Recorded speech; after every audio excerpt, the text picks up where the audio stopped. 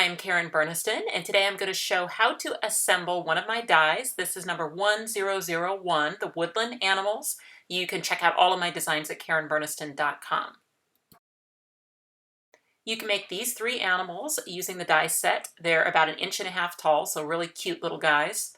These are the 8 dies that come in the set, and I've set them here on a magnet sheet, and I've also got out all my colors that I need for my animals. So let's start with the squirrel. You can use any die cutting machine with my dies. I'm using a Sizzix Big Shot today, but really any machine that you have that can accommodate a wafer thin die can cut these dies. And for the squirrel, I'm going to use a tan cardstock and a cream cardstock, and I just need 3 pieces. The body of the squirrel, the acorn, and his little belly piece. The animals look especially adorable when they're holding a little something, so the die set comes with this acorn. And because it is so small, the best thing I think to do is just to cut it out of the tan cardstock or craft cardstock, and then there's a line that the die has made, a cut line across the top, and that'll show you where to stop your brown color, and then you can just put that on with a marker. And that's going to be the quickest way to get that little two-tone acorn. This piece here is the belly of the squirrel, and I usually cut that out of a cream cardstock, and I think that shape looks a bit like a light bulb, so you might find some fun alternate uses for that particular piece.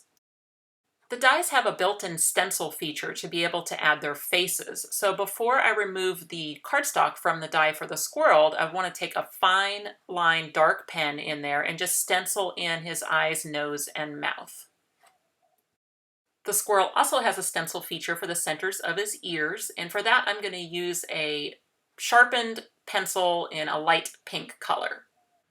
And then I can take the die off of the paper. You can see how he turns out. The only thing left is to add his belly piece, and since his arms are die cut, as is his chin, it's really easy to just take the belly piece, you slide it up underneath the arms, and tuck it up underneath his chin. And that will actually hold itself in place, although it's a good idea to add some glue behind it to make it permanent. And then I'm just going to add his acorn underneath one of his paws. I'll probably add a little glue to hold that in permanently as well. And that is the finished squirrel. Next up is the fox. Mr. Fox is going to be orange, so I've got a piece of orange cardstock here for his body. And then he needs some white pieces to glue onto that orange. So that's going to be the belly piece here. I'll do that out of white. And then there's also an accessory die that is for the fox, and that's this one here. That's the tail and the face for the fox. And all 3 of those pieces can be die cut at the same time using any die cutting machine that can accommodate a wafer thin die. So I am going to stencil his face, but I can't do it on the fox just yet because the white pieces need to get glued onto the orange before I can use the stencil feature. So let me just remove the dies and start adding those white pieces to the fox. The belly piece is going to slide, just like with the squirrel, up underneath his arms, underneath the chin, and that will hold it in place, although I do recommend you lift it up and throw a little glue behind there to hold it in permanently. You can glue the tail piece out on the end of his tail, and then the face piece, and I just line that up with the chin. It's really easy to add those pieces onto the fox. To add the face, I just need a fine dark pen, and I'm going to put the die right back over the top of the fox again and use that dark pen to stencil in his eyes and his nose. For the fox and the raccoon, there isn't a stencil feature for the center of the ears because the ears were large enough that I could actually have them cut all the way out. So you'll see that there's holes where the ears are. It looks great if you just leave it that way, but if you'd like to have a highlighting color in those holes, just make sure that the die covers, just the ears when you die cut it again. So I'm going to put the die there on the corner of the white scrap, and then I'll also cut that heart while I'm in the business of die cutting. And all I'm looking for is to make sure I get those little triangles that are the centers of the ears. The heart looks great when any of the animals hold it, so I'll tuck that up behind his hands. Now for the ear centers, you're going to need a little piece of tape up behind those holes to keep those centers in place since they are the same size as the hole. And then when you stick the triangles in, they'll just stick to the tape. Now if you were ready to go straight to project, you could skip the tape obviously because you could just glue the fox down and then you could add a little glue in the centers of the ears and put those triangles in. And then one last little detail is I like to take a black pen and go in and color in his feet and the ends of his paws. And now he is ready for a project. And the last animal is the raccoon. So the raccoon uses the same body as the fox. It just has different detail pieces. So it's got this piece here that you would normally cut out of black. So I do the body out of gray and then the detail pieces out of black, and then I'll do another red heart while I'm die cutting. Once again, you can use any die cutting machine that can accommodate wafer thin dies.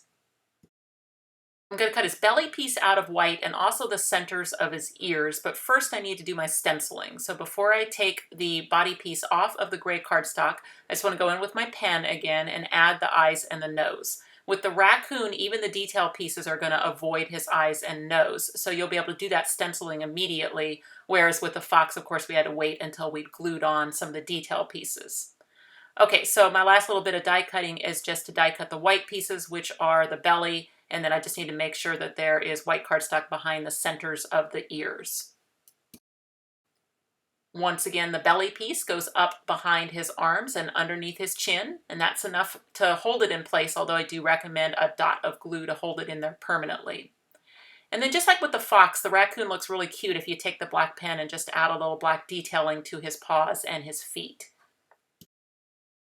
The two black pieces can go on then to complete the look of the raccoon. So the mask piece just needs a little glue, or in my case, too much glue.